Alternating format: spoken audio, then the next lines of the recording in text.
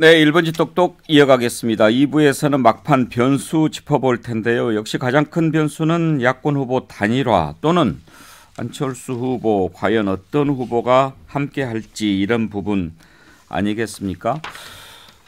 일단 지난 일요일 안철수 후보가 윤석열 후보와의 단일화 협상 결렬을 선언하면서 이제는 완주적으로 방향을 잡은 것 같은데 무엇 때문에 그랬을까? 많은 분들이 혹시 이준석 대표 때문이 아닐까 이렇게들 얘기를 했습니다. 그동안에 여러 가지 얘기가 나왔는데 그게 안철수 후보한테 모욕감, 굴욕감을 줬을 수도 있다. 그런데 이준석 대표가 이제 너무 그렇게 단일화 협상 대상자인 안철수 후보를 조롱하면 되느냐 이렇게 지적을 했는데 물러서지 않았습니다. 조롱할 수 있다. 선거에서는 상대방 후보 조롱하고 그러는 거 아니냐 이렇게 또 물러서지 않았는데 오늘 또 이런 얘기를 했습니다. 국민의당 관계자들 언행을 조심해야 된다. 그러니까 오히려 안철수 후보 쪽 얘기를 하는 거죠. 국민의당 관계자들이 우리 쪽에 안철수 대표를 접게 만들겠다 이런 제안을 해온 것도 있다고 폭로를 했습니다. 그러니까 국민의당 내부에 스파이가 있다는 거죠. 그래서 그쪽에서 우리가 안철수 후보 설득해서 단일화 시켜낼게요. 이렇게 얘기를 했다는 거죠. 그러면서 지금 와서 완전 안면몰수하고 안철수 대표가 저렇게 나오니까 당황한 듯 우리 쪽에 책임을 떠넘기려고 하는 분들이 있다. 안철수 대표는 아는지 모르겠지만 삼국지를 보면 미방과 부사인 범강과 장달 이런 분들이 있다. 삼국지 보신 분들 알겠지만 이제 뒤통수 친 사람들이죠. 이준석 대표 왜 이러는 걸까요? 아까 신성범 의원한테 물어봤더니 왜 나한테 물어보냐고 천하람 위원장한테 물어봐야 되겠는데. 저한테 이게 사실 뭐 폭로라고 하는데 여의도에서는 꽤 많이 알려져 있는 내용이기도 했습니다. 그래요? 뭐 임명진 목사처럼 아예 대놓고 단일화에 응하지 않으면 안철수 후보에 대한 지지를 철회하겠다라고 하신 분도 있고 그 외에도 소위 거간꾼이라고 하는 분들이 이제 한 대여섯 팀이 각자가 있습니다. 뭐 국민의당 쪽은 조금 더 적은 것 같은데, 근데 이제 그 국민의당에서도 아무래도 본인들의 정치적인 미래를 위해서라도 좀 국민의힘과 합쳤으면 좋겠다라고 생각하는 분들이 꽤 많이 사실 계시는 게 현실이고요. 그러다 보니까 내부에서 이런저런 얘기들이 또 있고 저희에게 적극적으로 단일화가 되도록 하겠다라는 의사를 이준석 대표가 얘기한 것처럼 뭐 피력한 분들도 실제 계셨습니다.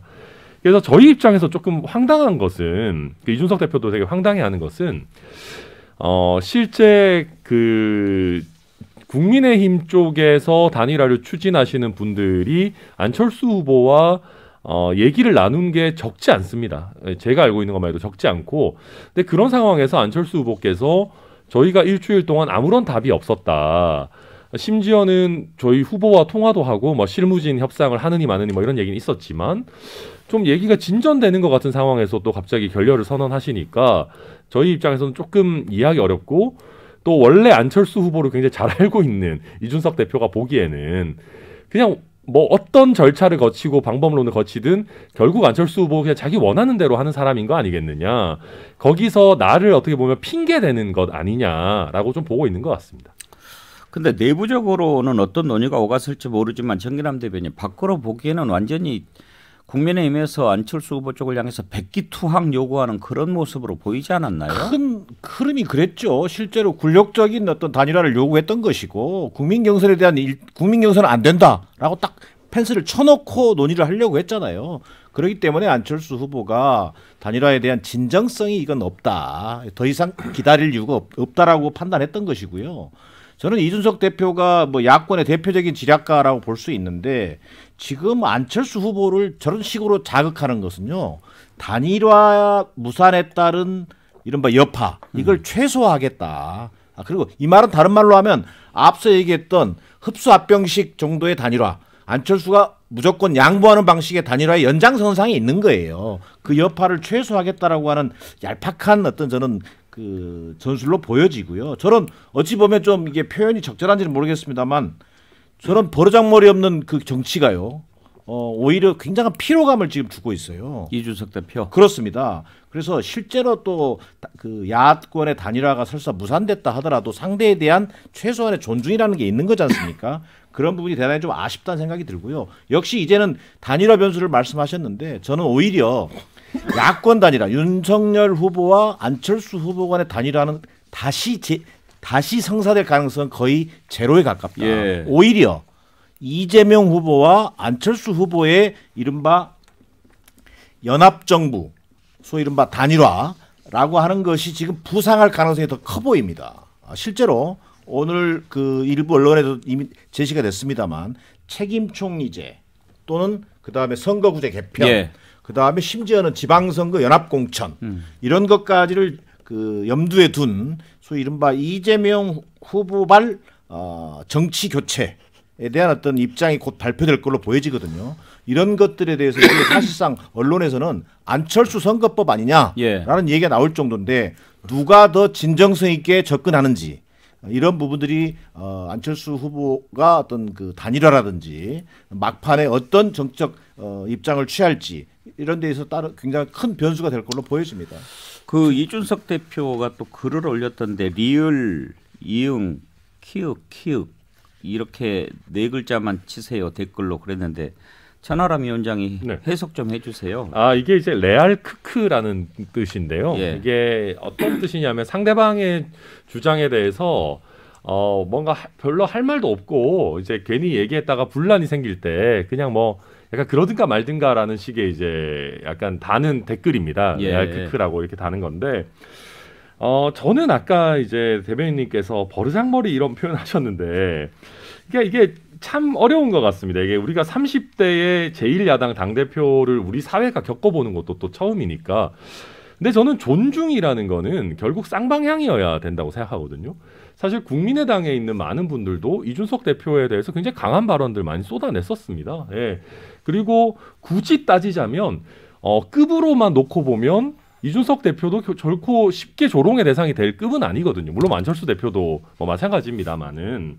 그래서 이게 과연 저는 이준석 대표가 이런 버르장머리 없다라는 평가를 받는 게 결국은 잘하기 때문인 게 아닌가. 너무 상대방으로 하여금 뭐 약간 뭐랄까요. 좀 별로 할 말이 없으니까 태도의 문제를 지적하는 것밖에 틀린 말을 별로 그렇게 많이 하진 않거든요. 그러니까 그래서 그런 얘기가 하는 거 아닌가 저는 그런 생각이 듭니다. 천하람 위원장님 입장에서는 뭐 또 그렇게 말씀하셔야 되겠죠. 또 이런 고충을 충분히 이해합니다. 그런데 이준석 대표가 당대표가 됐을 때 정치권이 들썩했잖아요. 헌정사상 처음에 30대 당대표라는 거에 대해서 굉장히 놀랐고 젊은 패기와 순발력과 뭐 재치 이런 거에 대해서 또 여야 할 것 없이 박수를 보낸 것도 사실입니다. 그런데 뭐든지 과유불급이죠. 조롱 레알 크크 이것도 지금 이제 안철수 그 후보 거기에다가 댓글 이렇게 달아라 예. 이렇게 한 거잖아요. 그러니까 그것도 사실은 조롱하는 댓글이고 또 오죽하면 홍준표 전 대표도 이제 그 조롱 좀 심하지 않았냐 이제 예. 이런 취지 얘기를 하셨어요. 그러니까 젊은 패기의 당 대표도 좋지만 그래도 경륜 있고 연륜 있는 중진들의 말에 어느 정도 귀담아 듣는 그런 자세도 필요하다 이렇게 생각하고요. 이 단일화 문제는 안철수 후보가 지난 그 토론에서 윤석열 후보 답변에 고개 절레절레 흔들므로써 저는 그 짤이 돌면서 모든 것을 다 그 대변해주고 있다 이렇게 생각하고요. 이미 물 건너간 것에 대해서 이렇게 갑론을박하는 것 그리고 계속해서 국민의당과 이 국민의힘이 국자 들어간 두 당이 이렇게 계속해서 논란하는 것 자체가 그렇지 않아도 비호감 대선에서 국민의 피로도를 매우 높인다라는 정기남 대변인 말씀에 전적으로 동감합니다. 저는 말을 좀 질문을 다르게 던져볼게요. 그러면 이준석 대표가 안철수 후보에게 좀 더 부드럽게 대했더라면 안철수 대표 후보가 단일화를 했을까? 저는 아니라고 봐요. 왜 그러냐면은 이렇게 다시 말하면은 이게 안철수 후보의 안중에는 눈에는 이준석은 안 보이는 거예요. 뭐 의도적으로 무시했고 기분은 나쁘지만 이준석의 말 때문에 그 건방진 태도 때문에 내 마음이 돌아섰다는 건 아닐 거예요. 왜? 그 안철수 후보의 안중에 보이는 것은 윤석열 후보였어요. 윤석열 후보가 답을 하느냐 안 하느냐, 저 사람이 나오고 뭘 하느냐, 물론 비공개적으로 왔다고 생각합니다만 그 대목이었다. 그러면 그렇다고 해서 이준석 대표가 잘못한 게 없느냐? 잘못한 게 있는 거죠. 그렇다고 해서 왜냐하면 이런 공격의 빌미 어떻게 보면은 쟤 때문이야. 당내에서도 이준석 때문이야라고 공격받을 빌미를 충분히 제공한 거예요. 근데 이준석은 뭐라고 변명할 것 같으냐? 아, 그 사람은요 안 후보요. 제가 아니었다도 어차피 안 돼. 우리가 못 받는 카드 던져놓고요. 계속 갈 사람이었어라고 답을 할게 뻔히 보이는 거야. 논리적으로 본다면. 그럼에도 불구하고 저는 이준석 대표가 지금부터는 제가 봐도 지금 뭐 단일화는 현실적으로 불가능한 국면으로 저는 접어들었다고 봐요. 예. 왜냐하면 최선을 다하는 수밖에 없는 거지만 지금 안 대표는 어떤 생각을 갖고 있느냐. 아, 이미 언론에 나왔잖아요. 자기 사비 70억인가 80억인가를 특별 단계로 냈다는 것 아닙니까? 그 말은 무엇이냐. 부인 김미경 교사가 다 상의했다는 거고 이것은 내년 6월 올해 6월 지방선거에도 국민의당 이름으로 후보를 내겠다는 거예요.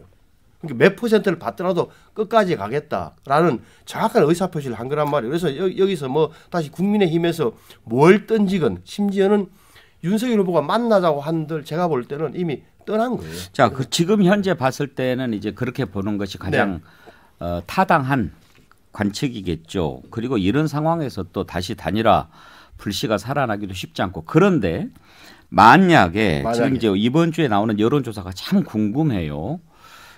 지난 일요일 날 안철수 후보가 단일화 협상 선언한 뒤로 지금 이제 막 붙는 여론조사가 나오고 월요일 날 있었던 경제 분야 TV 토론에서 누가 잘했는지 못했는지 평가는 엇갈리지만 윤석열 후보가 압도적으로 잘했다는 평가는 안 나오잖아요. 그런 상황에서 만약에 내일 모레 이렇게 나올 여론조사에서 내일 의외로 안철수 후보가 그전처럼 막 지지율이 올라가고 윤석열 후보가 뒤집히고 이런 상황이 왔을 때 그때도 문제가 없겠느냐. 지금 당장에 보수 언론들의 칼럼을 보면은요. 거의 뭐 혼내는 수준이에요. 양쪽 다 그렇죠. 양쪽 다를 아니면 아니 이제 그 전에 물론 보수 언론들이 단일화를 해서 안전하게 정권 교체를 해야 된다라고 하는 논조의 칼럼을 많이 실었는데 오늘 동아일보의 한 논설위원이 쓴 칼럼을 보면 혼내는 수준이에요. 이런 식으로 하면 더 이상 지지하지 않을 수도 있다. 막 이런 식으로. 그랬을 경우에 이렇게 이제 저 앵커께서 배경님 말씀하신 대로 안철수 후보 지지율이 다시 두 자릿수로 올라가고 그 말은 윤석열 후보가 또 40에서 30에서 떨어지는 가능한지 모르겠으나 그렇게 될 경우에는 어떤 국민이 벌어질까요? 제가 볼 때는 다시 그러면 여론조사 경선을 하자고 윤석열 후보가 역전을 할까요? 아니면은 이제 여론조사는 100% 그러니까 불가능한 거고 그러니까 정치적 담판이라는 게 있을 텐데 오히려 정치적 담판은 그렇게 되면 더 어려워지는 것 같고 오히려 안철수 후보가 한 8%에서 더 떨어서 5% 6% 마지막 바닥까지 되면 오히려 좀 정치적 담판에 저는 여지가 더 높아진다고 보는 거죠. 예. 글쎄. 앞서 그 여러 가지 지지율 추이를 우리가 뭐 과학을 토대로 예상할 수는 없는데 중요한 것은 야권 단일화도 지금 두 축이지 않습니까? 소위 윤석열 후보와 안철수, 그다음에 또 여권 이재명 후보와 안철수 이런 것들이 지금 양축으로 좀 진행되어다가 한쪽은 소멸돼 가고 있고 한쪽은 미약하지만 그것이 약간 좀 일어나고 있는 분위기인데 저는 핵심은 좀 전에 앵커께서 말씀하신 것처럼 지지율의 추이가 과연 이번 주 후반 지지율이 나왔을 때 안철수 지지율도 중요하지만 윤석열 후보와 소위 이른바 이재명 후보의 지지율 차이가 오히려 이재명 후보가 앞서는 결과가 나온다.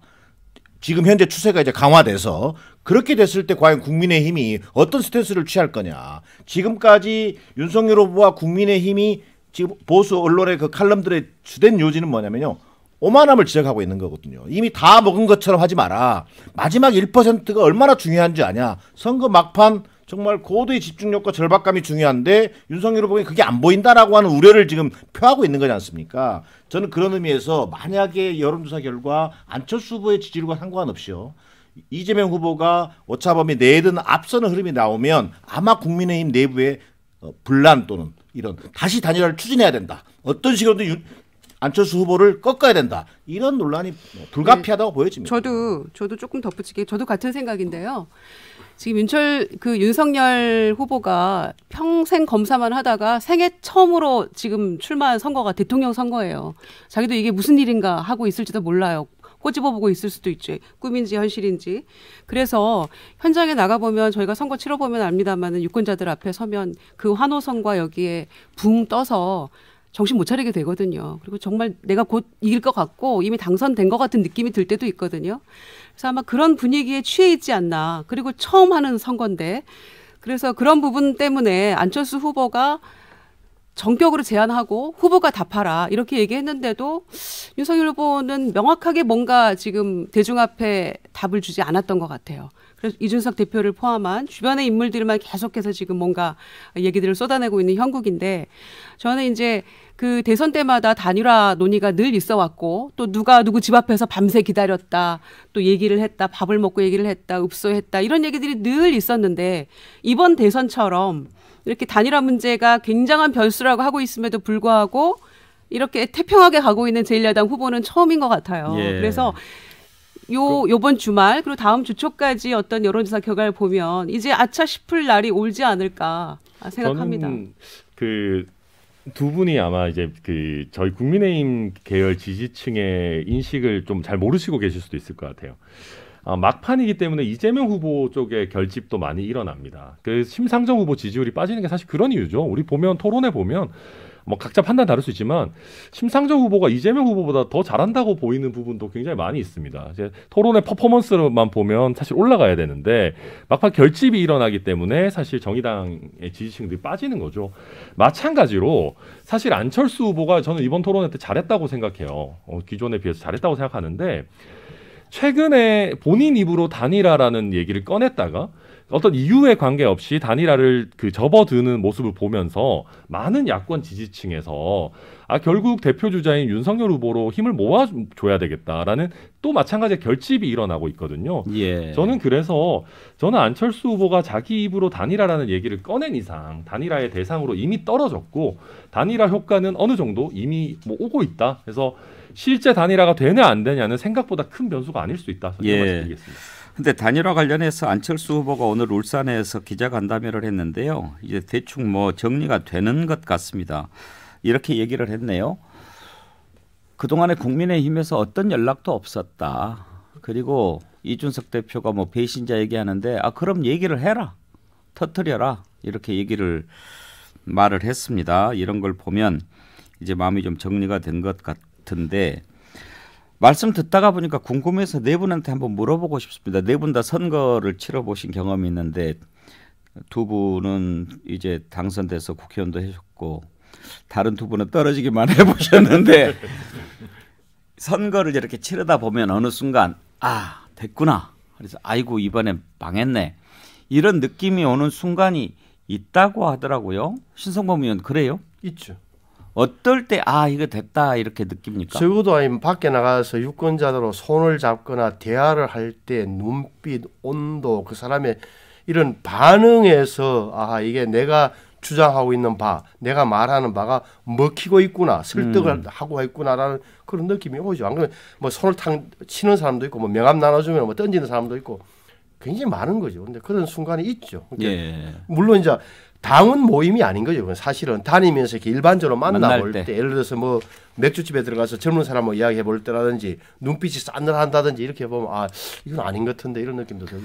근데 이제 사실은 폄하하려고 하는 건 아니고 김유정 의원이나 신성범 의원 두 분은 이제 그 좀 지역색이 강한 곳에서 되셨기 때문에 당선 가능성을 더 이제 높게들 볼 수 있었을 텐데 정기남 대변인은 수도권에서 선거를 치렀잖아요. 네.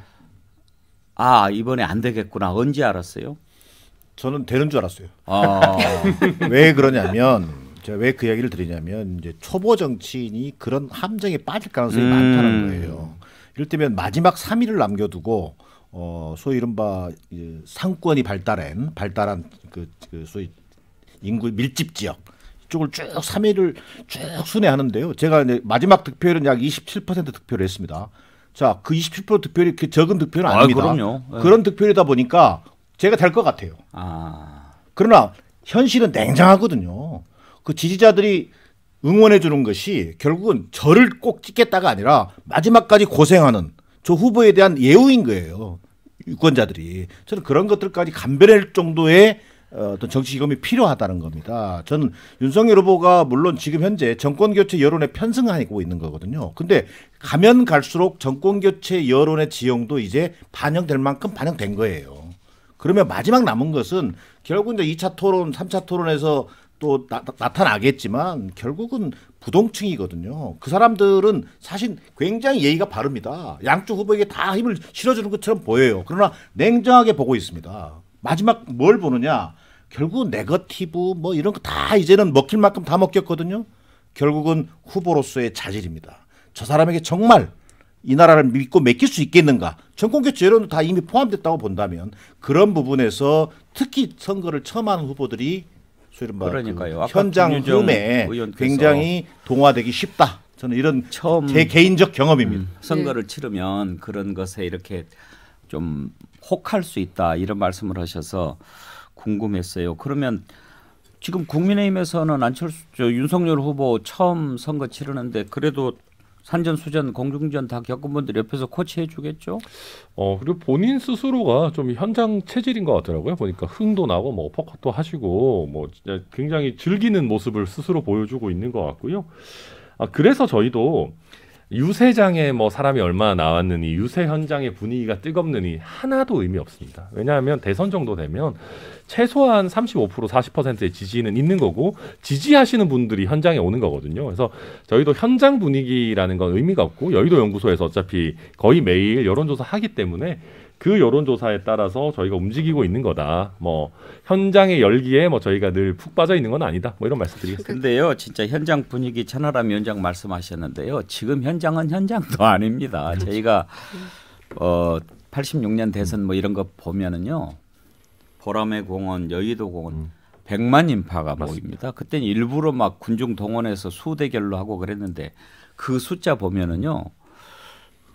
절대 단일화 못해요. 그런 지지를 보고 김영삼, 김대중 두 후보가 단일화할 수가 없어요. 그런 상황인데 지금 현장 보고 뭐 흥분해서 어퍼컷 날리면 그건 뭐 계산된 거 몰라도 흥분했다면 조금. 한 말씀만 드리면 그렇게 흥분을 안 하는 게 맞는 이성을 회복해야 될 텐데 윤석열 후보가 조금 많이 흥분 상태다 이렇게 저는 보고요. 그리고 선거는 사실 주변에서 다 안 될 것 같다고 해도 본인은 된다고 또 생각이 들어요. 그리고 또 된다고 생각해야 끝까지 뛸 수 있는 거거든요. 그런데 그래서 윤석열 후보가 조금 이성을 회복해야 된다고 생각하고요. 지금 지지율만 보고. 그런데 절실한 쪽이 이긴다. 이재명 후보 절실합니다. 윤석열 후보한테 아주 좋은 조언을 김유정 의원께서 해주셨습니다. 오늘 백운계의 시사 1번지 여기서 마치겠습니다. 함께해 주신 네 분 감사합니다. 수고하셨습니다. 네, 감사합니다. 네, 이제 2주 앞으로 다가온 대선 더욱 치열해지고 있습니다. 내일 오전 11시에 백운계의 시사 1번지 다시 문을 열겠습니다.